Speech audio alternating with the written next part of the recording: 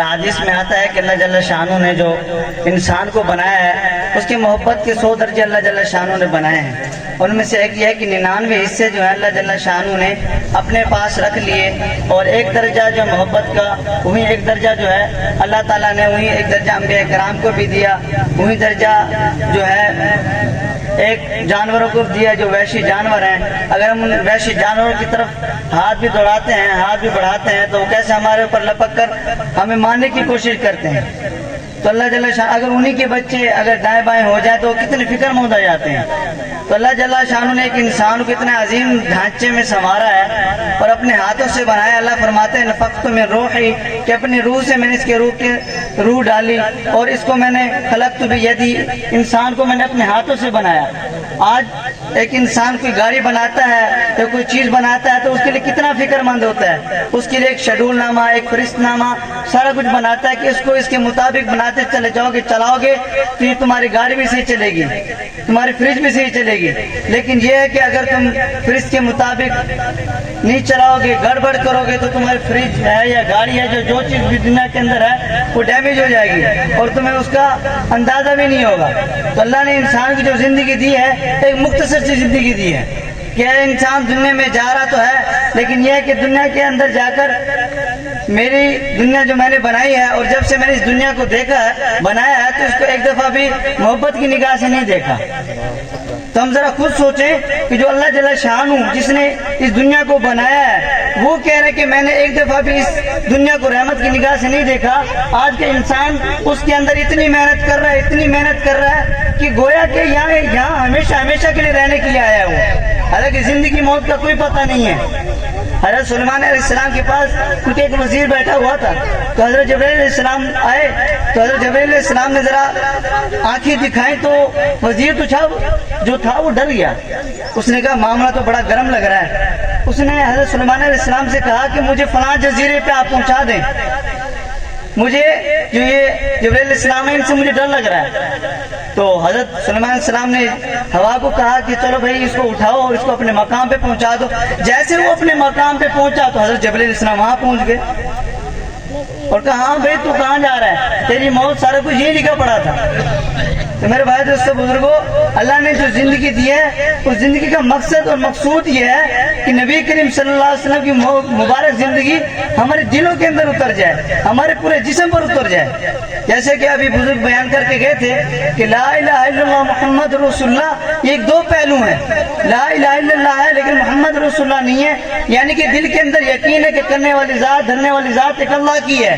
اس کے باوجود بھی اگر انسان محمد صلی اللہ علیہ وسلم کی زندگی سے ہٹتا ہے، اپنی من چاہے زندگی گزارتا ہے، لوگوں کی زندگی گزارتا ہے، ایسی زندگی کی اللہ کو کوئی پرواہ نہیں ہے، نبی کریم صلی اللہ علیہ وسلم کو کوئی پرواہ نہیں ہے. وہ انسان دنیا میں بھی ناکام ہے اور آخرت میں بھی ناکام ہے.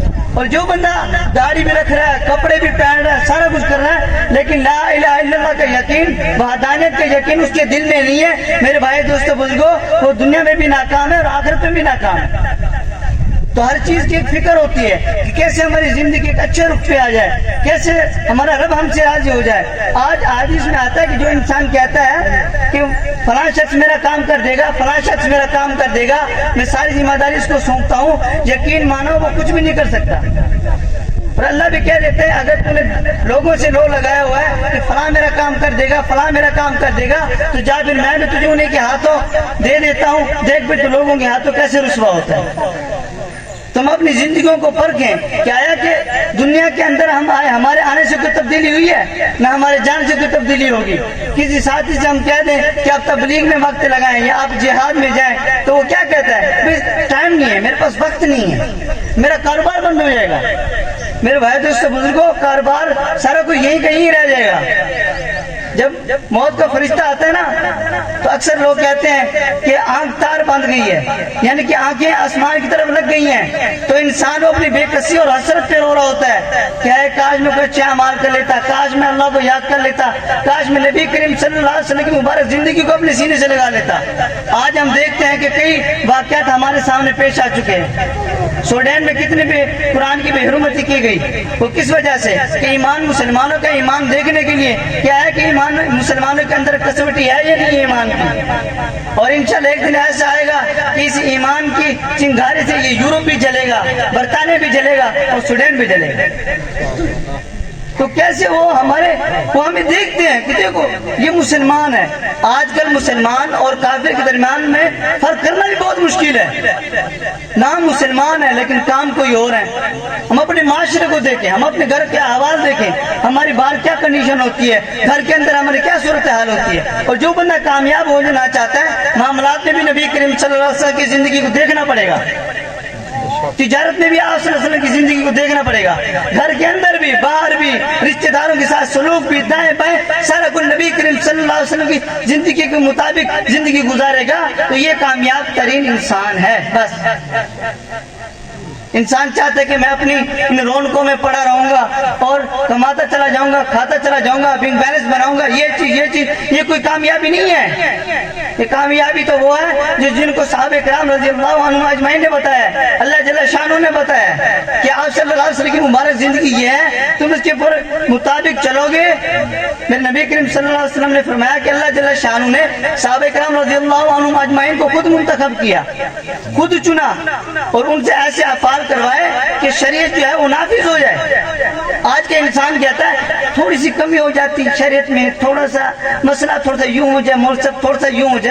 یہ شریعت ہماری نہیں ہے نا، ہمارے پردادا کی ہے۔ یہ شریعت وہ ہے جو اللہ جل شانہ نے نافذ کی ہے، جو حضرت محمد صلی اللہ علیہ وسلم کا لایا دین، جو گلی کوچوں میں آپ صلی اللہ علیہ وسلم پھرا کرتے تھے، لوگوں کے پاس جایا کرتے تھے۔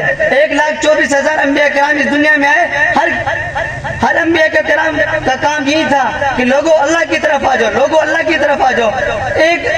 ایک بھی رسول یا نبی نے یہ نہیں کہا کہ دنیا کی طرف آ جاؤ، فلاں کی زندگی لے لو، فلاں کی زندگی لے لو۔ اللہ بھی فرما رہے ہیں تم کامیاب ہونا چاہتے ہو تو یہ میرے صحابہ ہیں، میرے صحابہ وہ ہیں جو میرے نبی کریم صلی اللہ علیہ وسلم کے ساتھی ہیں، تم ان کے مطابق زندگی گزارو گے تمہیں دنیا جہان کی کامیابی دوں گا۔ صحابہ کرام رضی اللہ عنہم اجمعین فرماتے ہیں کہ اگر ہم ساری زندگی کماتے رہتے، یہ ساری زندگی محنت کرتے رہتے، جو اللہ جل شانہ نے ہمیں رتبہ دیا، عزت دی ہے، وقار دی ہے، ہمیں دبدبہ دیا ہے، یقین جانیے وہ ہم کبھی بھی حاصل نہ کر سکتے۔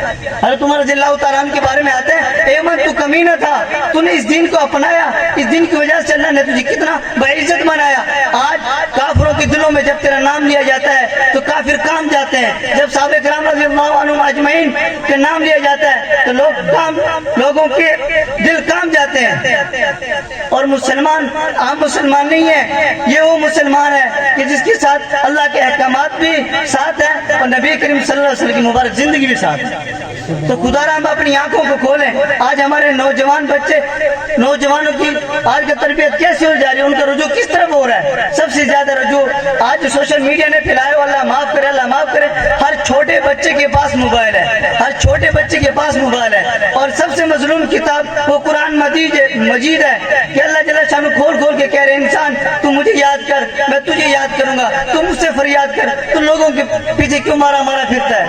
تو مجھ سے میری طرف رجوع کر۔ آج ہم دیکھیں تو صحیح، پورا سال قرآن کو کوئی ہاتھ نہیں لگاتا، ماہ رمضان کا وقت آتا ہے تو ہر کوئی قرآن مجید کھول کے بیٹھ جاتا ہے۔ تو خدا را جو قرآن مجید ہے ہم اس کو اچھے طریقے سے پڑھیں، ان کو اچھے طریقے سے ان کے معنی کو سمجھیں کہ اللہ جل شانہ کیا ہم سے نصیحت حاصل کرنا چاہتے ہیں۔ آج کے لوگ جو یہود اور کافر ہیں، نصارہ ہیں، وہ یہ کروانا چاہتے ہیں سوشل میڈیا پہ یا اقوام متحدہ کے سامنے کہ مسلمانوں کے پاس کچھ بھی نہیں ہے۔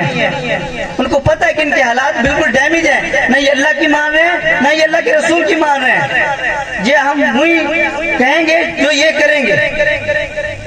انگریز نے کہا تھا کہ جب سب سے زیادہ پیسہ مسلمان کو لگے گا جب اس کی ماں کی، اگر ایک وقت ایسا بھی آئے گا کہ اگر زیادہ قیمت بھی لگ جائے تو اپنی ماں کو بھی فروخت کر دے گا۔ تو آج ہم دیکھیں کہ اپنی زندگیوں کو ہم کن کاموں میں خرچ کر رہے ہیں، کن کاموں میں ہم ضائع کر رہے ہیں۔ یہ تو اس وقت پتہ چلے گا کہ آج تو عمل ہے لیکن حساب نہیں ہے، کل حساب ہوگا لیکن عمل نہیں ہوگا۔ تو خدا را جتنی بھی ہماری زندگی ہے ہم اس میں اللہ کو راضی کریں، نبی کریم صلی اللہ علیہ وسلم کی مبارک زندگی کو اپنے سینے سے لگائیں۔ اور نوجوان کتنے نوجوان ایسے مسلمان ہونے کے باوجود بھی کئی طرح کی اپنی داڑیاں کٹواتے ہیں، اپنے فیشن بڑھواتے ہیں کہ ہمارا ملاپ انگریزوں کی طرح ہو جائے، ہمارا نقش قدم فلاں آئیڈیل ہم اس کی طرح لگنے لگے۔ میرے بھائیوں بننا ہے، آئیڈل بننا ہے، نمونہ بننا ہے، نمونہ بنے ہوئے نبی کریم صلی اللہ علیہ وسلم ہے۔ انگریز فرماتے ہیں کہ سب سے بہترین لیڈر اس دنیا میں حضرت محمد صلی اللہ علیہ وسلم ہے، جنہوں نے ہر جنگ کا طریقہ اور آپس میں محبت، اخوت، بھائی چارہ یہ سارا کچھ قائم کر کے دکھایا۔ اور جو انسان کہتے ہیں کہ میں کامیاب ہو جاؤں معاملات میں بھی، حالات میں بھی، مسائل میں بھی، ہر چیز میں اللہ کو ساتھ لیتا چلوں، ہر چیز میں نبی کریم صلی اللہ علیہ وسلم کی زندگی کو لیتا چلوں، وہی انسان کامیاب ہے۔ یہ انگریز کہہ رہے ہیں، ہم نہیں کہہ رہے۔ تو خدا را ہم اپنی زندگیوں کو پرکھیں۔ یہ چند منٹ کی زندگی، یقین جانے چند منٹ کی زندگی ہے، پتہ بھی نہیں چلتا انسان کو کہ ابھی تو ٹھیک ٹھاک بیٹھا ہوا تھا نا، وہ ٹھیک ٹھاک اب اس دنیا سے چلا گیا، اور ہم دیکھیں کہ ہمارے آبا و اجداد ہزاروں سال گزر گئے، آج تک واپس لوٹ کر آئے۔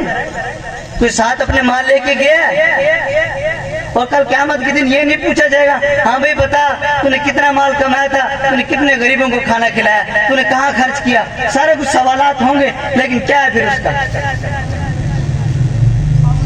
بینک بیلنس کے بارے میں نہیں پوچھا جائے گا، یہ پوچھا جائے گا کہ اعمال۔ اب ہم دیکھیں کہ فضائل کے اعتبار سے ہم نماز بھی پڑھ رہے ہیں، روزہ بھی رکھ رہے ہیں، ہر اعمال ہم کر رہے ہیں، آیا کہ ہمارے دل کے اندر کوئی کسوٹی، کوئی تبدیلی آئی ہے؟ معمولات کے مطابق روزے بھی رکھے جا رہے ہیں، معمولات کے مطابق حج بھی کیا جا رہا ہے، معمولات کے مطابق عمرہ بھی کیا جا رہا ہے، معمولات کے مطابق نمازیں بھی پڑھی جا رہی ہیں، قرآن کی تلاوت بھی کی جا رہی ہے۔ سارا کچھ کرنے کے باوجود بھی انسان کھڈے میں کھڑا ہو، کیا کرے؟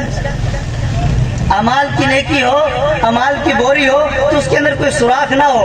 آج اعمال کرنا آسان ہے، لیکن اس کی حفاظت کرنا بڑا مشکل ہے۔ ہم ایک آدمی کے ساتھ نماز پڑھتے ہیں، نماز پڑھنے کے بعد تھوڑا سا ہم پیچھے مڑ کے دیکھتے ہیں، وہ یار اس کی نماز کیسی ہے؟ اب ہماری نماز میں بھی خدشے میں چلی گئی، قبول ہے یا نہیں ہے؟ تو ہم اپنی زندگیوں کو، میں پھر یہ التجا کرنا چاہتا ہوں کہ ہم اپنی زندگیوں کو دیکھیں کہ کیا اتنی زندگی گزر گئی، کیا اللہ مجھ سے راضی ہے، کہ میرا رسول مجھ سے راضی ہو رہا ہے؟ دن میں کتنے نوجوان لوگ ہیں جو نماز نہیں پڑھتے، گھر میں کتنی عورتیں جو نماز نہیں پڑھتی، کیا آپ صلی اللہ علیہ وسلم کو ان کی نماز پڑھنے پہ تکلیف نہیں ہوتی ہوگی؟ آج ہم ان کے سینے پہ کتنے، آپ صلی اللہ علیہ وسلم کے سینے مبارک پہ کتنے زخم دے رہے ہیں، کتنے زخم دے رہے ہیں۔ تو خدا را جو کچھ کہا سنا، اللہ اس پر عمل کرنے کی توفیق عطا فرمائے۔ وآخر دعوانا الحمدللہ رب العالمین۔